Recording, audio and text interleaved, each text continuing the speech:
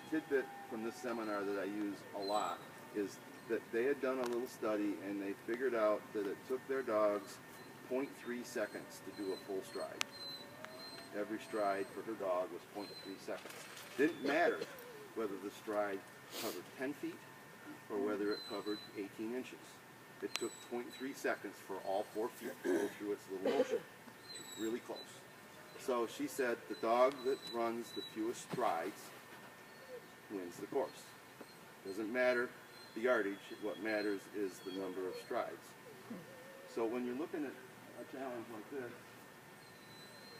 when you try to do a wrap, even if the wrap is shorter, it usually involves more strides because there is so much compression and so much turning. When they do it as an S, they come here, and when they're jumping this jump, can they jump it in extension?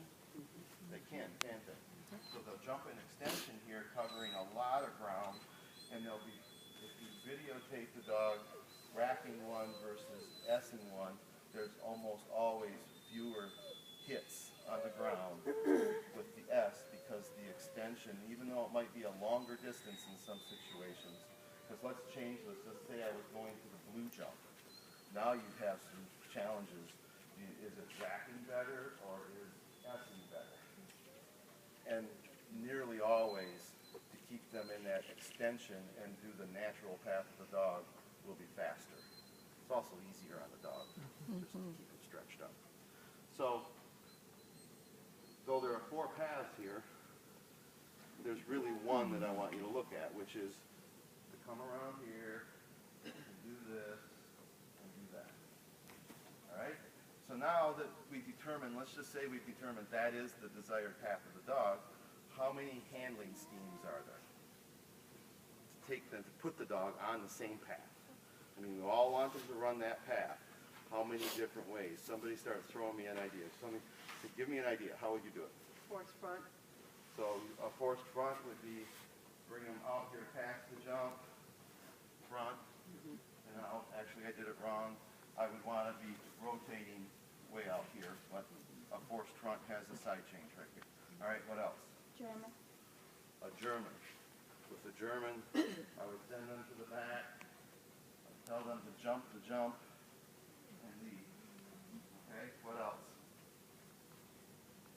Send to the back, to the blind. Send to the blind. Well, that's kind of what I just did with the German. Without a blind. Without the blind, that would be a twist, because I haven't told you which side of 3 to be on. So you send them to the back, you tell them to jump, and you keep them on your right. What else? Whatever that backside Forced thing front is with the blind. Japanese. Forced front with Forced blind. front with the blind. Kathy's our forced front person. So here, you step in, you tell them to jump, and you pick them up like that. What else? There's lots more still. Japanese. A Japanese. And some of you guys who don't know the one mind stuff are going, what the hell? Somebody's going to throw out. Chinese, A country name. I want you to throw out Brazilian. a Polish. What do you call it? A Polish? A Polish?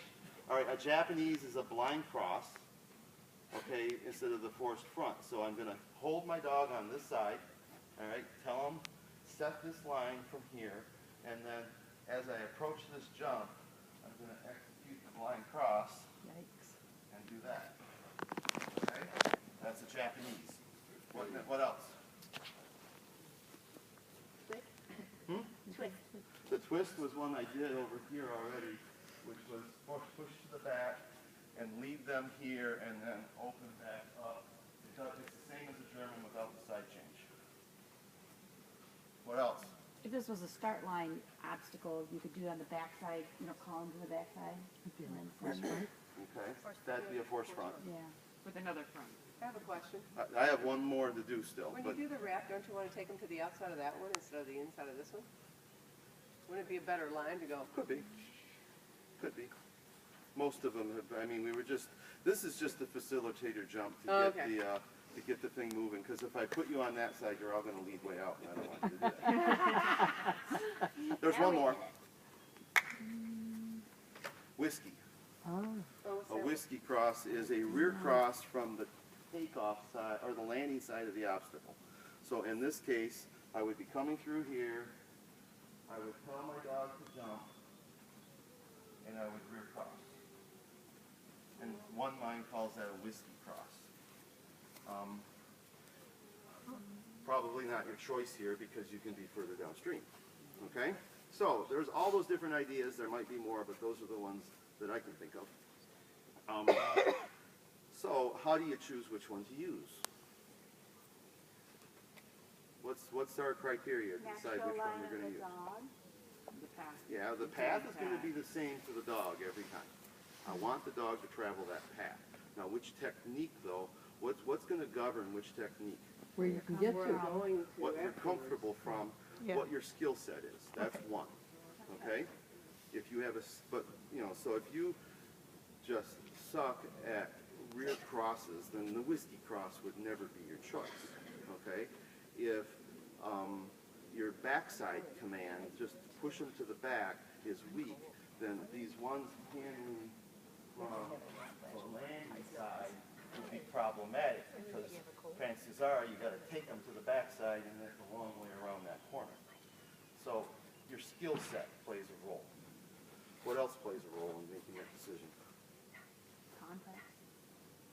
You're going to Where you can be is, I'll stretch that out. What I'm looking for is where can you physically be to do it? In other words, if I'm pinned down back here somewhere, then the only choice I have may be to push to the back and be here because there's no way I'm going to get to the far side of the jump in a timely fashion. And so if I'm streaking up here, I'm going to be late and my dog's going to take this orange jump because I haven't gotten positioned and cued it yet. So where you can be will dictate some of this. Set up for the next sequence. Set up for the next sequence. If you listen to the One Mind system, they talk about their three things that decide which way you're going to go around a jump, which is really more applied to the dog's path, but they talk about the distance. They talk about the natural path of the dog, and then they talk about where you're going next.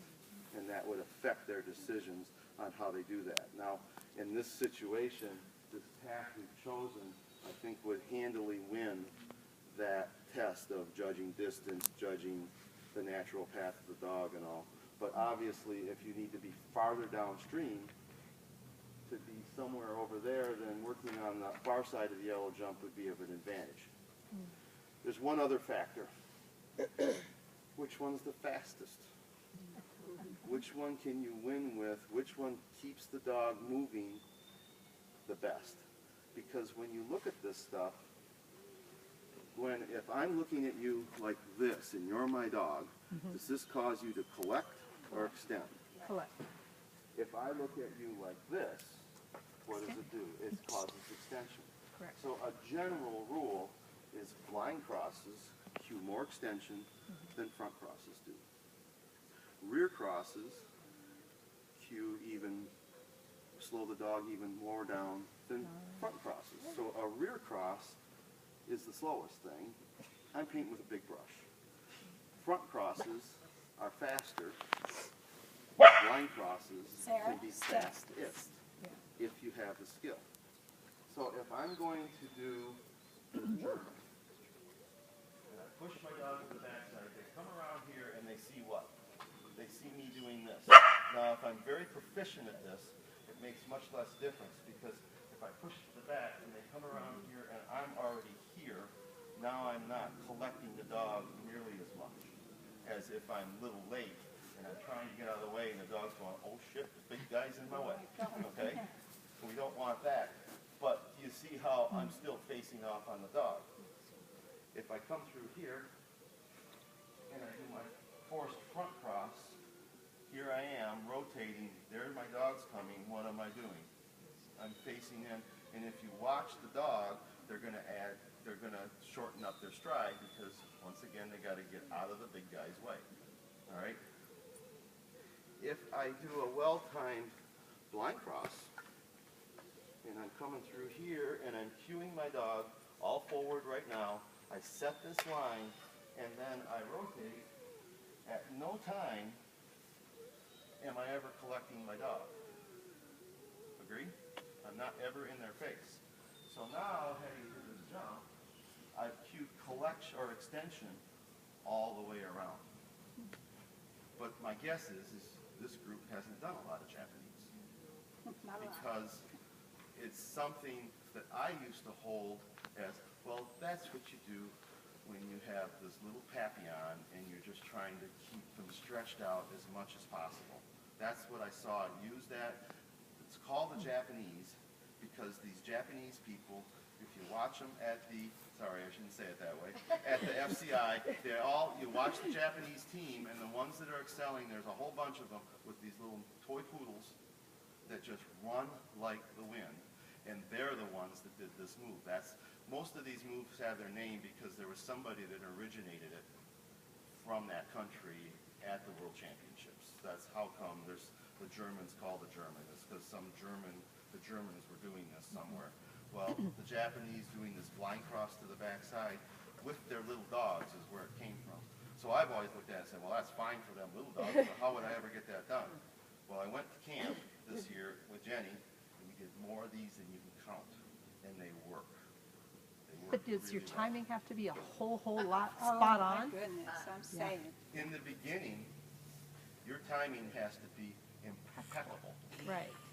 Once the dog starts to see the setup, the dog, just like they do now, become more forgiving, and then it doesn't have to be Okay. as good. So when you're sitting here, what did we talk about Jenny has at these obstacles? She has Keyword. Commitment. She has commitment to Commitment. the obstacles. No. All right? So I commit my dog to this line. When I'm here, I'm telling my dog, once Lie they down. are familiar with this, Down. that we are not doing the Down. front side of this jump. Stay. Correct. Okay? So once they begin to understand that they're not doing that, I can actually start switching here. But because the dog, I've already told them not to do that, and they're committed to this line, they say, oh, I got it. He's going around that way. And you would see how early a dog trained on this, the blind cross was actually happening way back here, okay? Right now, what's it look like we're doing? Yeah. Looks like you're The sending dog them over would it. do that. But if you've cued this already and say, sweetie, we are coming this way, going around like this, Huh. so that's what we're gonna do. In our puppy Okay. class with Jen, she has a little exercise you do to train the dog to do that. As not, and without a jump. Yeah, I'm sure that Jen is incorporating this because she was at the same workshops I was with Yeah. all of this, and we've been familiar with the Japanese move, as one mind calls it. Now, Jenny would never give it that name, but Jenny is doing this in more spots than you would think you would do. And and you ask her why, she says, well, of course it's faster. That's why. And it also gives better information. You're not getting, how many times have you done a forced front and you get all bunched up in front of you? Oh, yeah. You know, this gets away from that. So here's what we're going to do. I want to break